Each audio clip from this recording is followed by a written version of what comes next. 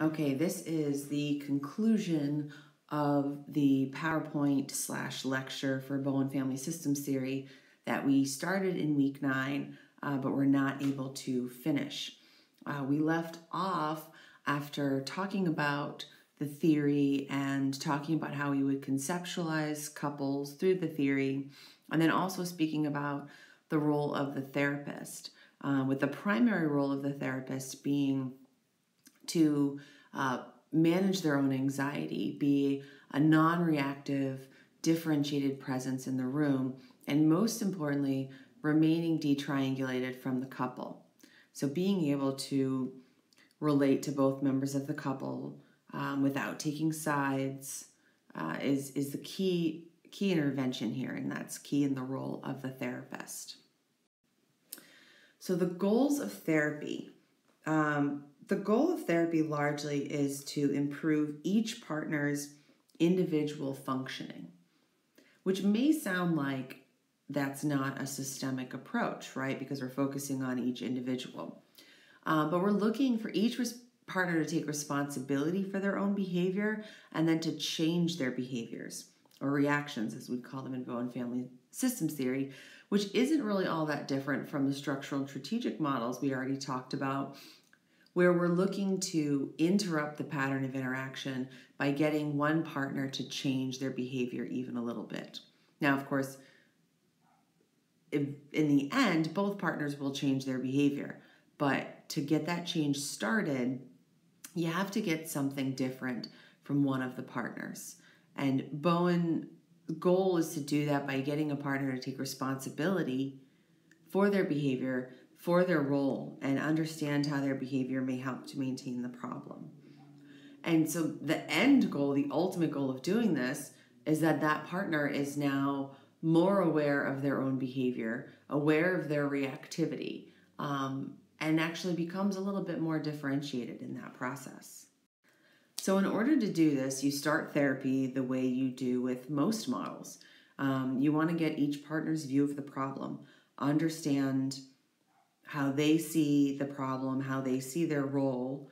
They may not see their role, but that's part of what you're trying to get them to in that first session. You want to get them to establish not what they want their partner to change, but what they want to change for themselves. What would they like to do differently? And all you may really be able to get them to own is that they don't want to get so upset when their partner does that thing that drives them nuts.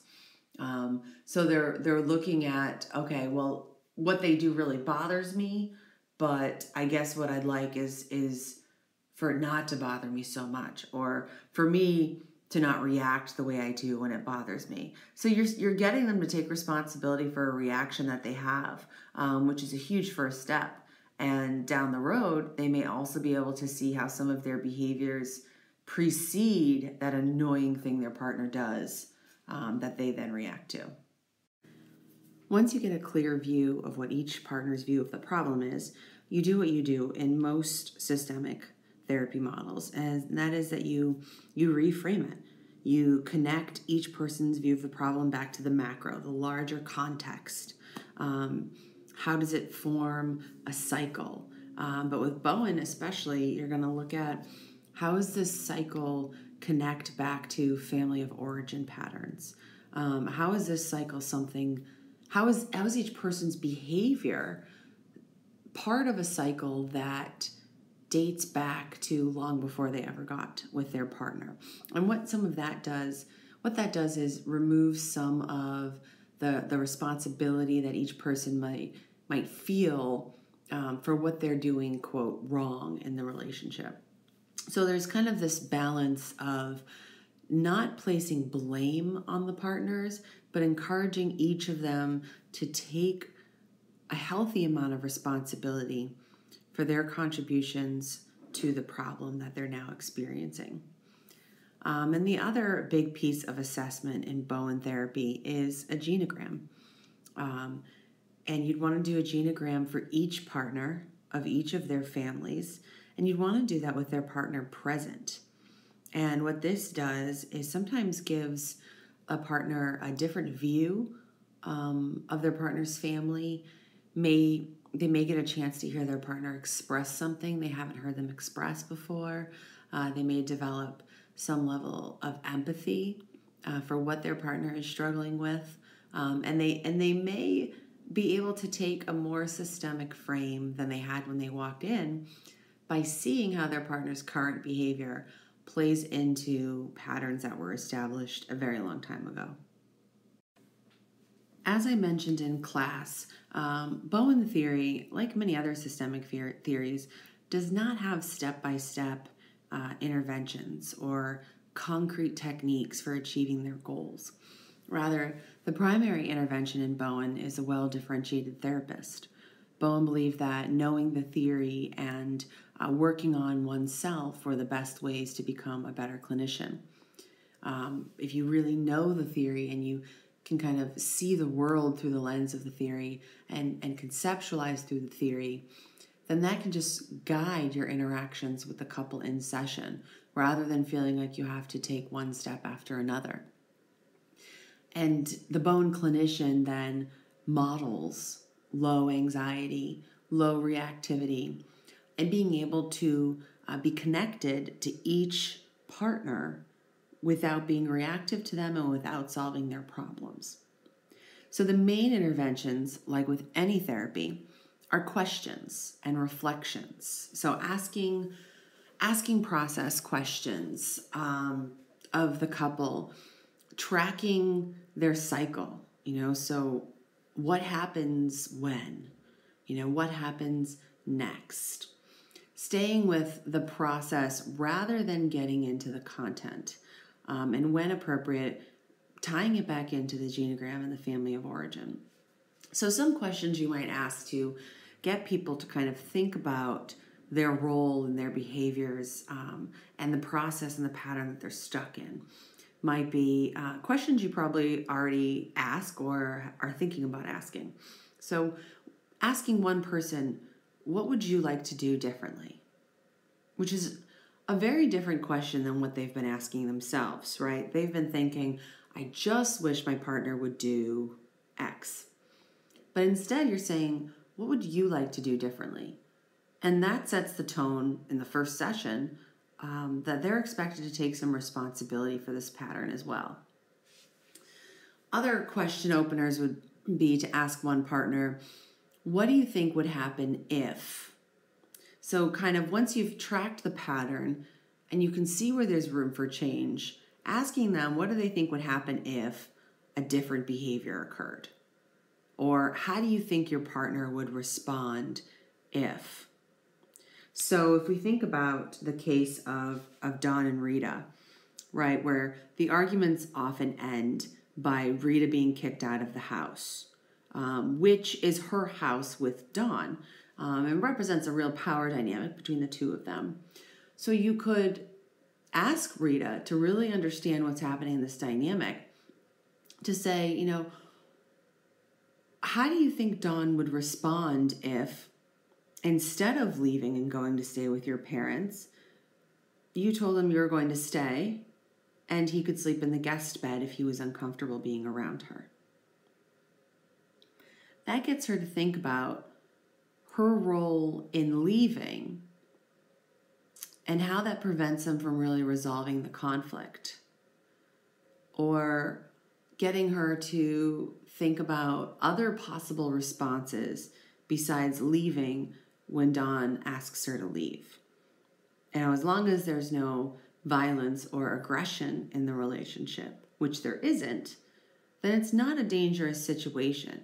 It's a situation that forces them to rethink this pursue-withdraw pattern that they're stuck in. And it's interesting in this situation because Dawn is the one withdrawing. He's just making Rita do the actual physical movement away from him, because he is kind of taking that one-up position in his withdrawal. Other ways you can ask the questions would be to ask one partner, so Dawn, when Rita screams at you, what do you do? So get him to think about what he does in response to Rita's screaming.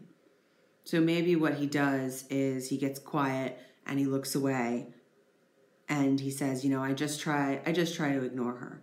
I get quiet. Well, that can start to kind of identify that what Don is doing in response to Rita's screaming is basically withdrawing from her. He's ignoring her. And that can help highlight for them and for you that behavior isn't solving the problem of Rita screaming because she's not feeling heard. So she's going to continue to keep screaming. And Don may eventually realize that withdrawal behavior is actually eliciting more of the behavior he doesn't like. And that's another kind of question you can ask. And you could say, so Don, when you get quiet and kind of look away, what does Rita do then? And he might say, well, she keeps yelling. And that kind of illuminates for everybody in the room that Don's solution to the problem isn't working. And you can say that. Say, oh, so getting quiet doesn't seem to get you what you want, which is for Rita to stop screaming. Okay, so what do you think you could do instead of getting quiet? What could you do differently? And then get Dawn to come up with some other alternatives. Well, I could listen to her, right? Shocking alternative. I could tell her that we need to take a break until she can speak to me without screaming. I could scream back at her. I mean, you can get them to come up with any potential alternative behavior. I could make her a cup of coffee, anything. Just get him to think of something different besides the one behavior that he's always going to, which isn't working for them. So I apologize that this slide did not translate very well when I imported it into the recording software. But you have the complete slide available both on Blackboard and in the printout. So how do you use a genogram in therapy? How is it useful as a Bowen therapist or as any other kind of systemic therapist? So you want to create a genogram early on in therapy because it's going to help elucidate some of the patterns you're trying to get at. Or what I found is that for some therapists, when they get stuck at a certain point and they can't seem to interrupt the problematic pattern, doing a genogram then can help provide some insight to the therapist as to different ways to kind of unstick the couple. As I said before, you want to do the genogram with both partners there, although you'll do one partner's genogram at a time. Now, what do you track on the genogram? So structure, right? Who was in a relationship with who? Are they still in a relationship? Who had children? Birth order, information such as age, death dates, socioeconomic class can be relevant, occupation, other important information, cultural information, spiritual, particularly if there was a major spiritual shift somewhere in the family. Could be political values, any other meaningful information that kind of shows the patterns in the family. And you're also going to be marking relationships.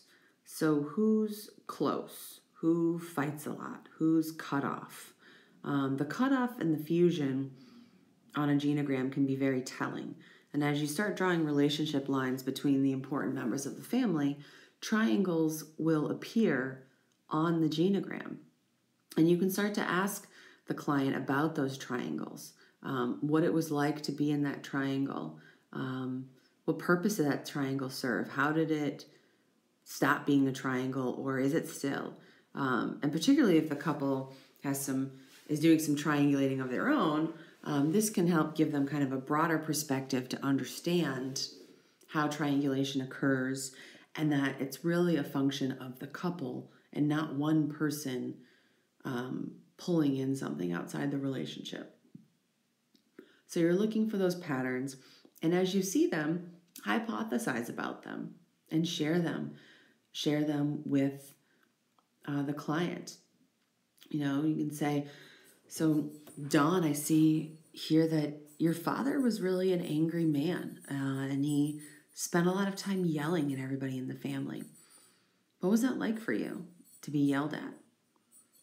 And as you get him to talk about what it was like to be yelled at by his father, there may be some connections between how he feels when he's being yelled at by Rita. And Rita may see that, or Dawn may see that. Or you can kind of ask connect questions to connect those two. So is that something like what you feel when Rita's yelling at you? And just make the connection between the two. As a result of doing the genogram with both partners in the room, they often feel closer to each other and like they've learned something about each other. And they gather a more objective view of where these patterns came from, that they didn't just invent this problem out of thin air. This is something that has been created over generations. And that can really lower the anxiety and the reactivity attached to a problem. And finally, a note on the applicability of Bowen Family Systems Theory. It was developed originally for use with families where there was a schizophrenic member, or as Bowen would say, schizophrenic families, because the whole family participated in the symptom. But the theory was refined through work of over 20 years with a wide range of clinical families. So more of a cross-section of the community than just those with significant mental health issues. It's important to adjust your assumptions about what is good distance regulation, how close is too close, what is fusion. That has to be adjusted based on culture and spirituality.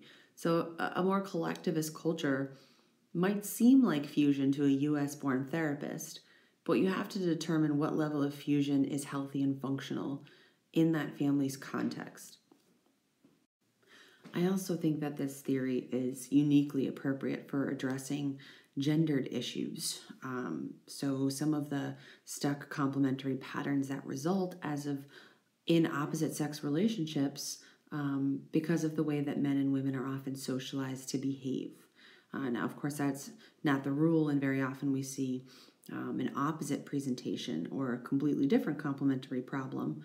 But I think it is uniquely appropriate for addressing those issues because you're asking each person to kind of increase their capabilities of either connecting with each other or being more autonomous. So it can be very helpful with those types of problems. So this is the end of the PowerPoint, and when we meet again next week and do the role play, you'll get a chance to sort of see some of this theory in action, and so hopefully it'll make a little bit more sense, and then you'll be able to apply it to your case studies.